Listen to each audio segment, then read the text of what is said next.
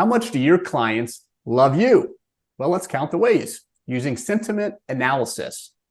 Did you ever wish that you could know what your clients were thinking? Would you believe me if I said that not only does that exist, but independent agencies are using it right now? Of course, you've heard of AI, artificial intelligence. Well, that combined with sentiment analysis can be plugged right into your agency management system. It looks at all your client communications. That's text messages, phone calls, emails, and it merges all of that information with external information, and it gives you a full picture of what your clients are thinking and doing. Sentiment analysis considers the meaning behind the words, helping understand both the mood and the tone. It can not only improve your customer experience, but it can identify specific pain points, including customers that might be unhappy or on the verge of leaving, but before they take any action. And that is where Chris Paradiso comes in. Many of you know Chris. He owns Paradiso Insurance in Stafford Springs, Connecticut, and he's been growing his business quite significantly, and in part because of the technologies he's using specifically to look at his customers and prospects. Chris is a bit famous in our industry. He's able to break down technology topics into manageable bits. So Chris, as always, I'm thrilled that you're able to spend some time with us this morning, and today talk about sentiment analysis. A net promoter score is a score that's given to you, the agency, by your customer. A sentiment score works very different because it doesn't actually come from the client. And the sentiments that it's picking up on are the emails inside of your AMS system and the phone calls inside of your AMS system. So it's actually reading and listening to your emails and your phone calls. And it's building a sentiment score or a centimeter score, depending on who you ask. And the goal of that score is really to identify how happy that client really is with their experience in your agency. So it's picking up what your customers may be saying, or the word choice or the tone that they use when they communicate. Does it also evaluate your team in terms of, hey, by employee, how they're engaging with customers? Is it two-way street or is it a one-way street coming in? It really is a two-way street because there's a really neat aspect within the technology that it literally builds and formats each one of your customer service reps or teammates that are dealing with clients. It's actually giving a base, so it's an altogether base centimeter score that is saying that it lists your customer service reps from highest to lowest. So what I mean by that is it's actually telling me who our clients want to talk to and who they enjoy talking with most. And we actually utilize that to pay a bi-monthly bonus, because we feel if our clients are happy talking to a specific teammate and and they're happy, we should be paying a bonus based on that centimeter score that clients are really enjoying their conversations with you. So one of the things that we see in the industry, I believe, is when we talk about technology, there's still some unknowns with agents. Where do I begin? What do I select? Am I overwhelmed? How do I train staff? So just brass tacks here. In a simple descriptive manner, how does the sentiment analysis software that you use at your agency, how does it connect to your agency management system? Well, it's built with a connectable API. So why I say that is because most people are like, hey, how is the information you're getting to the piece of technology? And I was like, well, the great thing is that my AMS system, Hawksoft, was very open to Donna for agents.com is the email, is the website address, but it's called Donna. Was very open and loved what they were doing. So they were open to connectability right away. So legitimately, when you go in to turn the Donna product on, it's a click of one button and that's it.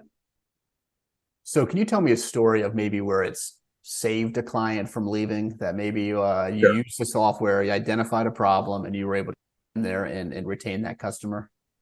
Yeah, there's been multiple. One of our larger accounts, it was about 796,000. Really good account. That's only one basis of what the gentleman had, but that was on his comp.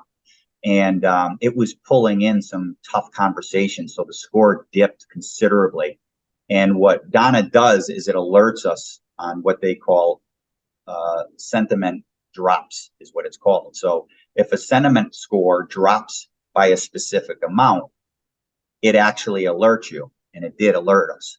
And I knew the gentleman quite well. So what I did is I actually reached out to him and said, hey, I haven't touched base in a while.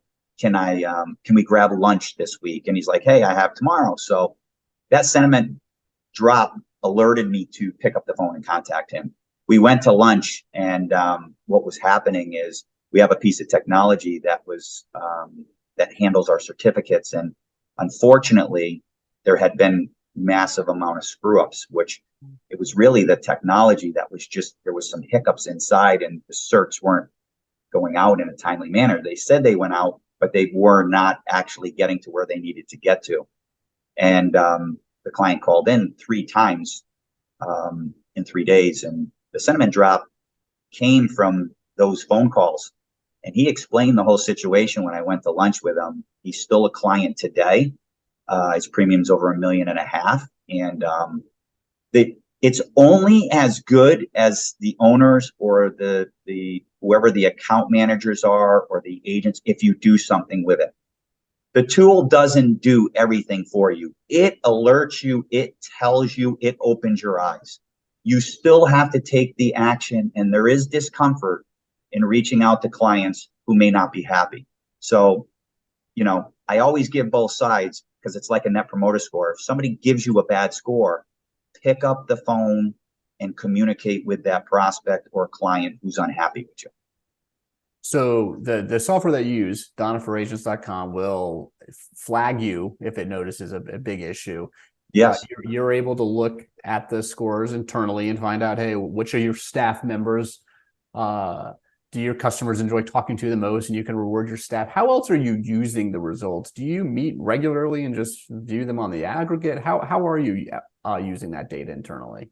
We're utilizing it in multiple different ways. So number one, when it comes to a renewable process, we are very proactive on our renewals. So at 90 days, we look at, so there's a sentiment score, or some people call it a sentiment analysis. There's also a retainable score, which that retainable score is saying, what is the likelihood of that client retaining with your agency?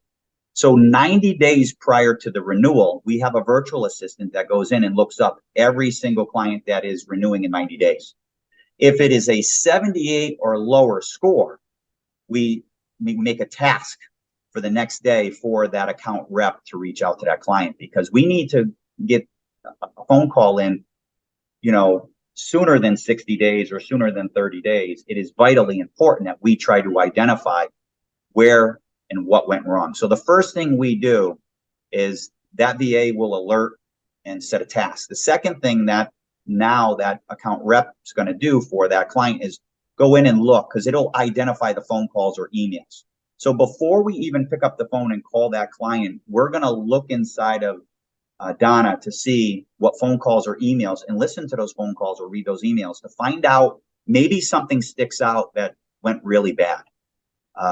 We had one go that a client called in for an ID card, and it never went in the system. What ended up happening was the rep forgot to enter it into the system. So the following day, the client called back and said, hey, I downloaded your app because you said that it would show up in the app, the ID card. There's no ID card in there. What happened was one of our staff said, hey, we apologize, we dropped the ball on this. And what ended up happening is that client couldn't pick the car up, which was a surprise birthday present for his wife on her 50th birthday. Well, we realized after, once again, that drop score, that client was very unhappy, and it just happened to be like 92, 93 days prior. So by identifying that, we then could contact that client and say, hey, your renewal's coming up in 90 days, Michael. I just wanted to reach out to you and apologize. We had some hiccups and we dropped the ball, and I just want to apologize for that. I also wanted to thank you for doing business with the agency, and also here, is there anything else that we dropped the ball in the prior year? And then shut up and listen to our clients, because when we screw up as agencies, most clients just want to be asked and want to be listened to. If you ask them and listen, 95 to 99% of it can be fixed. So that was a vital part of keeping this client active. And that's not the only process. The other thing we do during the account review is we look at the household income that Donna is providing for us on that street. Why is that vitally important, Michael? Because we agents are not doing a great job at selling umbrellas.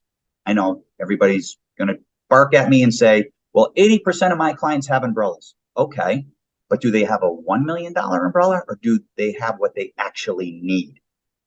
And what we found is that household income has been vitally important to our renewal process, that we're selling more $3, $5, and $10 million umbrellas because that's what the client needs.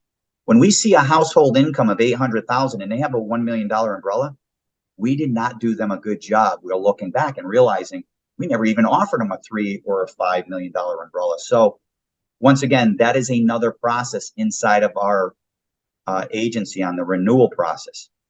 The other great tool is it makes recommendations. What are those recommendations? Well, there's all different kinds of recommendations. For a lot of business policies, cyber liability, EPLI, if they don't have it. For personal lines, it actually identifies things such as, hey, the large portion of your book of business has sewer and water backup, but Mike, you don't have this. Please talk about this. So it is making really good recommendations that is allowing our renewal staff to do a better job. So a question that I know you and I both have gotten from agents all over the country is, when it comes to really going down the technology path and integrating this into your agency, how do you, can you, should you be calculating the ROI? And that's a bit of an unknown for some of these technology solutions. And how do you address that ROI question with this technology solution or some of the other tools that you're using in the agency? Well, I would tell you it's a three-prong attack. Number one, errors and omissions. This tool is an E&O guardian angel. Now, nothing is perfect, but this tool is assisting our team. Like I said, we live in a very busy world inside of agencies, especially with what's going on with carriers. There's more and more and more work being put on agencies that people are extremely busy. And I don't like the word busy because busy makes excuses, but this tool is an E&O guardian angel. There's no question. So that is one aspect. And how do you get an ROI from that? I can tell you through experience that it's saved us in multiple different ways, and I could give examples, but that's avenue number one. Avenue number two is retention, retaining business. I'm not sure we do a really good job at stressing the importance of the foundation of everybody's agency. And it's simple, non-arguable. It's retention, retaining your clients, because it's easier to retain our clients than it is to go out and get new clients. So this tool is a retention strategy piece of technology. So you will see an increase in your retention. There is no question in my mind. We have seen an increase on our retention, roughly about 3 points, which is substantial when it comes to the dollars based on the size of our agency. It more than pays for itself many, many, many times over. So retention. The third avenue is new opportunities. How many agencies have books of businesses that they don't really know of the policies they're missing? Number one, it's actually found policies, classic cars that we didn't have inside of our agency. It alerted us to them. What do? We reach out to the client. Most of the time it's a BOR. We bring it in-house for multiple reasons. For one, for the umbrella. Number two, it's just sitting out there and, nobody's servicing that classic car, but it identifies policies for us. And that's not the only identifying of dollars and cents of that new business. It identifies maybe the deductible should be higher, maybe sewer and water backup, cyber liability, EPLI. It's identifying opportunities every single day. You've talked about a couple important elements of this. You've talked about, I think, the openness to change in the agency, the need to properly train the employees in the agency. You need to learn from that data. You need to have the tough conversations, use the technology proficiently. Number of elements to this, but for those agents out there that say, "Hey, this is new to me. I'm interested in this." What are the first 3 steps that I take, or the first 4 necessary steps? Where does an agent begin if they want to go down this road that you've gone down? Reach out to agents. Reach out to me. Don't just reach out, to Donna and Arias Analytics, but talk to a few agents who are utilizing the tool and ask what the pros and the cons and what did you like and what processes are you using, because that is where we learn together.